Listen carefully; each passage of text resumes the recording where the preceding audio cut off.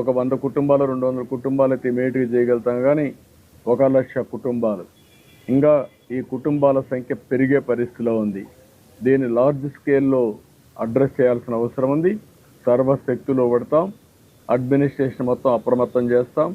ప్రభుత్వానికి ఉండే విస్తృతమైన అధికారులను ఉపయోగించి సమర్థవంతంగా ప్రతి ఒక్కరికి న్యాయం జరిగే వరకు రాత్రి కూడా లెక్క చేయకుండా రాత్రుల్లో పనిచేస్తాం. పనిచేసి అన్ని విధాలు ఆదుకోవడానికి మేము ప్రయత్నం చేస్తున్నాం. రాత్రికంతా నేను ఇక్కడనే ఉంటా, సూపర్వైజ్ చేస్తా, మళ్ళీ ఒకసారి వెళ్ళి అన్ని పరిశీలిస్తా. అవసరమైతే వాళ్ళకు ఒక మనోధైర్యాన్ని నింపుతాం. అదే సమయంలో వాళ్ళని అన్ని విధాలా ఆదుకోవడానికి ఎన్ని చర్యలు తీసుకోవాలో అన్ని చర్యలు తీసుకొని వాళ్ళకు అండగా నిలబడుకుంటాం. అందుకని ఇవన్నీ కూడా నేనే ఈరోజు సిఎస్ గారు ఇక్కడే ఉన్నారు, డీజీ గారు ఉన్నారు, అందరూ కూడా కూర్చొని పెట్టి ఒక యాక్షన్ ప్లాన్ ఏదైతే ఇంత పెద్ద ఎత్తున